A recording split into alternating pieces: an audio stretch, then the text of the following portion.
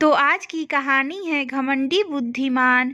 शिक्षाप्रद कहानी। एक बिजनेसमैन था, वह बहुत बुद्धिमान था। उसका आईक्यू लेवल किसी बड़े वैज्ञानिक जितना था, लेकिन यह बिजनेसमैन अपनी बुद्धि पर, अपनी होशियारी पर बहुत घमंड करता था।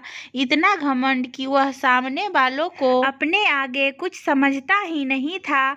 जब भी वो किसी व्यक्ति से बात करता तो उसके शब्दों में, उसके व्यवहार में, उसकी बॉडी लैंग्वेज में घमंड साफ साफ दिखाई देता था। उसके ऐसे बातों और आचरण से सामने वाले लोग दुखी हो जाते थे, लेकिन उसे इस बात का कोई फर्क नहीं पड़ता था। उसका बिजनेस अच्छा चलता था, फिर भी वो हमेशा दिमाग लगाकर किसी उसका बिजनेस अच्छा चलता था, फिर भी वो हमेशा दिमाग लगाकर बस इसी फिराक में रहता था कि कैसे वह कम समय में बेशुमार दौलत कमा पाए। एक ब्राह्मण इस बिजनेसमैन का स्कूल टाइम से ही मित्र था। ब्राह्मण भी समझदारी में कुछ कम न था, लेकिन इस ब्राह्मण ने अपनी बुद्धि को भगवान की भक्ति और धर्म ग्रंथों को पढ़ने में लगा दिया था। बिजनेसमैन अपने ब्राह्मण मित्र का भी कई बार अपमान कर दिया करता था, लेकिन आध्यात्मिकता को पा चुका ब्राह्मण कभी उसकी बातों का या व्यवहार का बुरा नहीं मानता।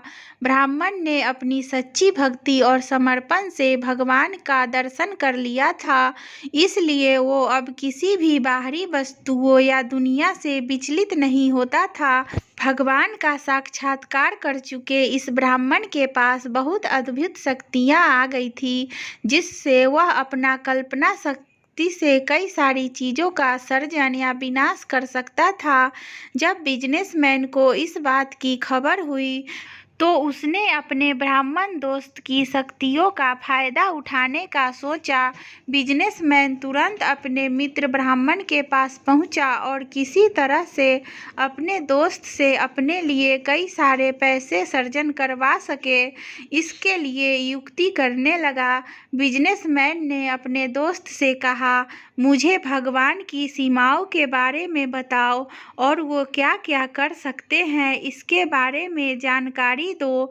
ब्राह्मण बोला, मेरे भगवान की कोई सीमा ही नहीं है, वह जो कर सकते हैं वह कोई नहीं कर सकता।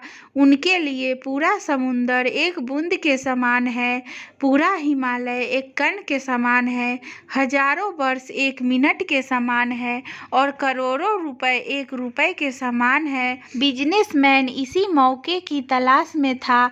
जैसे ही ब्राह्मण ने पैसे की बात की तो बिजनेसमैन तुरंत ब्राह्मण से बोला, अगर ऐसी ही बात है तो मुझे अपने भगवान से बोलकर सिर्फ 1 रुपए दिला दो।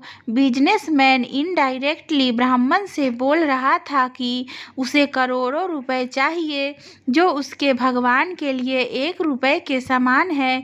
ब्राह्मण ने अपनी आंखें बंद की और ध्यान में बैठ गया। कुछ सेकंड बाद ब्राह्मण ने आंखें खोली और अपने बिजनेसमैन मित्र से बोला, भगवान तुम्हें 1 रुपया देने के लिए तैयार है, बस उन्होंने तुम्हें सिर्फ 1 मिनट इंतजार करने के लिए कहा है। इस तरह से अपने आप को बहुत बड़ा 30 मार खान समझ रहे बिजनेसमैन को उसके मित्र ब्राह्मण ने उसी के तरीके से मात दे दी, क्योंकि भगवान के लिए करोड़ों रुपए का मूल्य 1 रुपए है, तो हजारों साल का मूल्य भी 1 मिनट की है। इस तरह से अगर बिजनेसमैन को करोड़ों रुपए चाहिए तो उसे हजारों साल इंतजार करना पड़ेगा।